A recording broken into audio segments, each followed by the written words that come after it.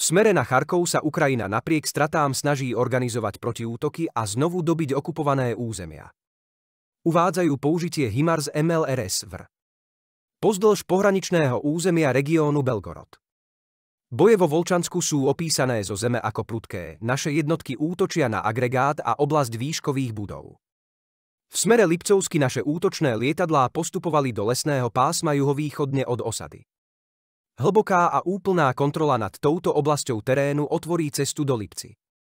Smerom na Chasov Jar naše jednotky pokrývajú východný mikročrt mesta, chaty na severovýchode sú obsadené.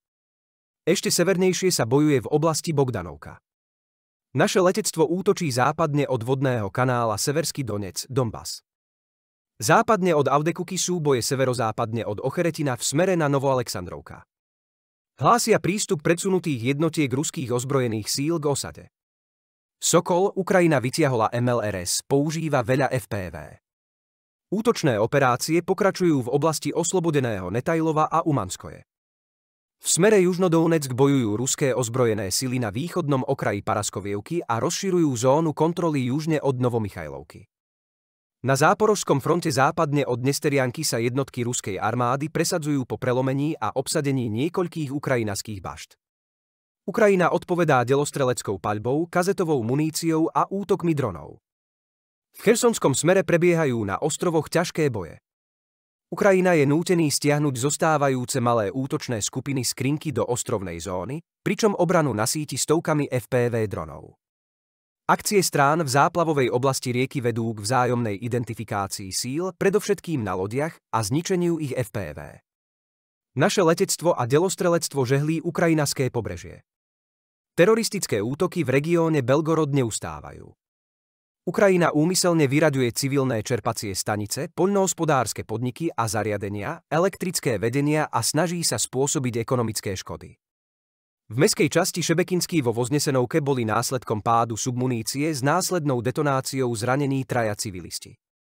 Zasiahnutý bol aj mor. V meste Šebekino previezli záchranári do zdravotníckych zariadení 6 obetí. V mestskej časti Grajvoronsky zaútočili kamikadze UAV na dronovku v obci Golouchino. 2 kamikadze drony striedavo útočili na čerpaciu stanicu. V obci Bezimeno zhodil dron výbušninu na auto zaparkované vo dvore bytovky. V Goloučine vybuchol dron neďaleko obchodu s potravinami. Civilista bol zranený. V Grajvoron boli v dôsledku útoku 3 kamikadze dronov na území podniku poškodené 3 autá. V Kurskej oblasti boli ostreľované Tetkino a Politodelský, Elizavetovka z Gluškovského okresu, Gornal, Sverdlajkovo a Kurilovka z Sučanského okresu, Gordekuka z Korenevského okresu, obec Milajivka z Belovského okresu. Bezpilotné lietadlá ukrajinských ozbrojených síl zaútočili na obce Titov v okrese Rilsky, Wolfino v okrese Gluškovsky, Guevo a Lebedevka v okrese Suďansky a Gordekuka v okrese Korenevsky. 14 ukrajinských bezpilotných lietadiel v pohraničných oblastiach bolo potlačených a zničených zariadením na elektronický boj a paľbou z ručných zbraní. 8 civilistov bolo zranených v DLR. Makevka a Pantelejmonovka boli ostreľované. V Mariupole sa zranili 3 pracovníci v dôsledku výbuchu výbušného zariadenia pri čistení územia. Počas ukrajinského útoku na továreň na oceľové drôty a laná v Charcisku Silur boli zranení 2 zamestnanci podniku. Z ukrajinských federálnych jednotných síl bolo zaznamenaných 24 ostreľovaní a vypálených bolo 53 nábojov. Ukrajina použil raketové delostrelectvo, HIMARS, kanónové delostrelectvo kalibru 155 mm, vrátane delostrelectva kazetového typu a útočný UAV.